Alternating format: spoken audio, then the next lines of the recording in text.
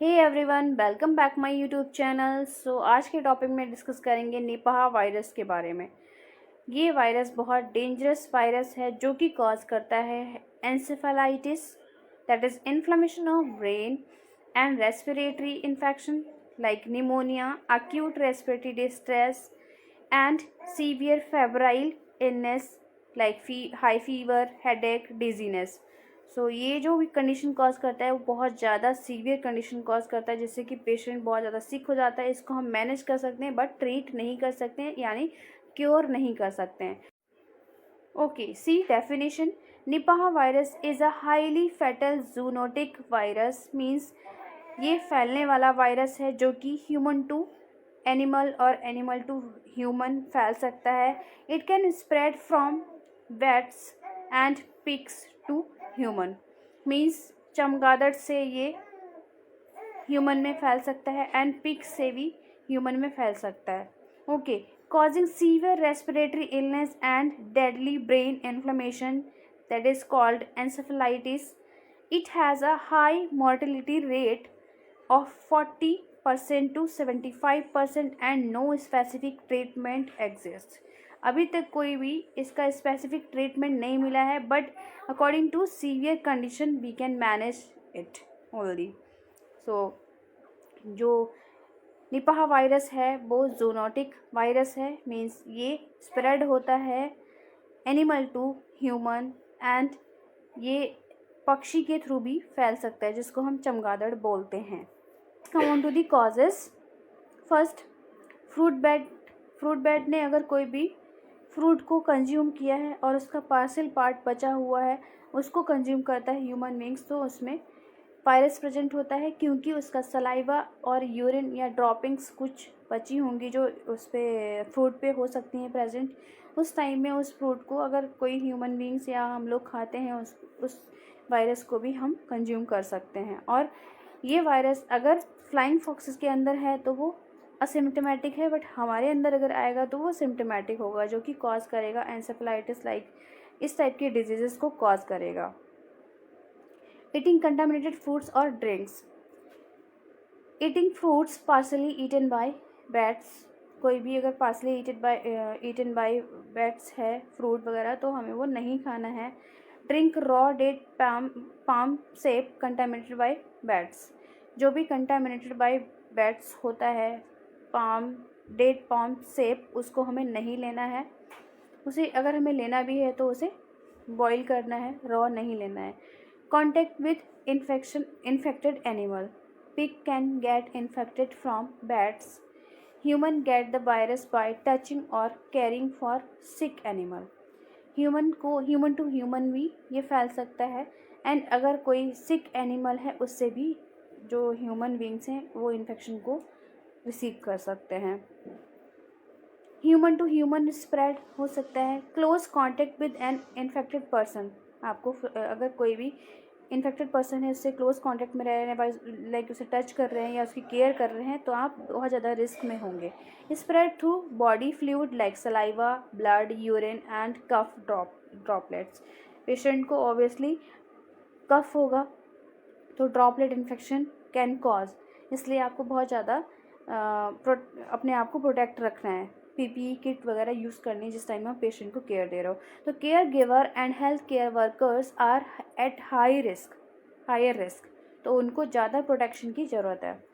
Poor hygiene and sanitation, not washing hands properly, unsafe food handling practices and lack of protective equipments in hospitals, ये सारी conditions हैं जो इस infection को cause कर सकती हैं। जैसे कि आप हैंड्स को वॉश नहीं करते हो before touching and after touching the patient, तो आप इस इन्फेक्शन को रिसीव कर सकते हैं। Unsafe food handling practices, like आप किसी भी चीज़ को रॉ कंडीशन में दे रहे हैं पेशेंट को। And lack of protective equipments, कोई भी प्रोटेक्टिव इक्विपमेंट्स नहीं है, लाइक स्टेराइल इक्विपमेंट्स नहीं है, तो ये सारी कंडीशंस जो हैं वो किसी भी इलनेस को कॉज कर सकते हैं। Now we will see transmission of Nipah. आप देख सकते हैं इन्फेक्टेड बैट्स होते हैं, वो इन्फेक्ट करते हैं फ्रूट्स को, जो कि पार्शियल पार्ट छोड़ के, या फिर फ्रूट्स पे अपना यूरिन वगैरह या ड्रॉप वगैरह छोड़ के, जो कि इन्फेक्टेड पिग भी उसको जो कि पिग भी कंज्यूम कर सकते हैं या फिर पर्सन भी कंज्यूम कर सकते हैं उसको। फिर इन्फेक्टेड ह्यूमन जो है, ह्यूमन टू ह्यूमन भी स्प्रेड कर सकते हैं। तो आपने देखा यहाँ पे फर्स्ट क्या हुआ, यहाँ पे जो ये बैट्स हैं उन्होंने इन्फेक्टेड हैं और ये एसिम्टोमेटिक हैं। इन्होंने क्या किया, यहाँ से फ्रूट को कंज्यूम किया, पार्सल पार्ट छोड़ के यहाँ पे एनिमल ने कंज्यूम किया और इधर से हमारे ह्यूमन बीइंग ने भी कंज्यूम किया, ठीक है। फिर ये इन्फेक्टेड पर्सन है तो ह्यूमन टू ह्यूमन भी फैल सकता है क्योंकि डायरेक्ट कॉन्टैक्ट, तो यहाँ पे इसको भी इन्फेक्शन हो सकता है। तो ये प्रोसेस है ट्रांसमिशन ऑफ निपाह। नेक्स्ट देखते हैं सिम्टम्स। सिम्टम्स डायरिया भी हो सकता है, हेडेक भी हो सकता है, कफ भी हो सकता है, vomiting and muscle pain, severe weakness, convergence क्योंकि एंसेफेलाइटिस होगा इसलिए, fever and altered mental status due to fits, okay, and respiratory distress भी हो सकता है due to infection, viral infection. So these are the symptoms जो कि ज़्यादा भी हो सकते हैं, सीवियर कंडीशन में भी हो सकते हैं और थोड़ा सा कम भी रहते हैं, बट ये इस वायरस की वजह से सीवियर कंडीशन ज़्यादा होती है। Okay, treatment. Main point, no specific antiviral drug available for that, but treatment focuses on managing severe symptoms. Severe symptoms को हम मैनेज कर सकते हैं बट कोई भी एंटीवायरल ड्रग अवेलेबल नहीं है फॉर दिस निपाह वायरल। सो की पॉइंट्स देखिए, इंटेंसिव केयर, हम इंटेंसिव केयर प्रोवाइड कर सकते हैं उन पेशेंट्स को जिनको एंसेफेलाइटिस लाइक न्यूरोलॉजिकल प्रॉब्लम हुई है, रेस्पिरेटरी इश्यूज़ हुए हैं, उनको हम इंटेंसिव केयर प्रोवाइड करेंगे, या फिर रेस्पिरेटरी फेलियर हो रहा है तो वेंटिलेटर पे रखेंगे, फ्लूइड एंड न्यूट्रिशन प्रोवाइड करेंगे, लाइक आईवी फ्लूइड देंगे, न्यूट्रिशनल सपोर्ट देंगे।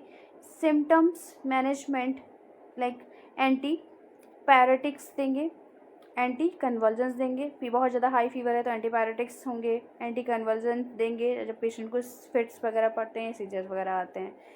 ओके, नेक्स्ट देखते हैं प्रिवेंशंस। तो first, avoid contact with fruit bats, कोई भी कच्चा फ्रूट नहीं खाना या फिर जो भी पार्सल फ्रूट बचा हुआ है वो हमें नहीं खाना है। Okay, and do not drink raw date palm sap, किसी भी टाइप का रॉ पाम सेक नहीं पीना है। आपको क्या करना है, बॉईल करना है एंड देन उसके बाद कंज्यूम करना है। ये कंटामिनेटेड होता है इसलिए इसको हमें कंज्यूम नहीं करना है। Wash fruits and vegetables properly, wash with clean water before eating, peel fruits whenever possible, जब भी आप खाते हैं उसको छील कर खाएं। Avoid contact with sick animals, do not touch sick pigs or animals, report sick animals to authorities। अगर कोई sick animals दिख रहा है तो आप तुरंत रिपोर्ट करें एंड उनको एडमिट कराएं या फिर उनका ट्रीटमेंट कराएं, बट उनको टच नहीं करना है। Practice good hand hygiene, wash your hands with soap water regularly and specially after care for a sick people or animal.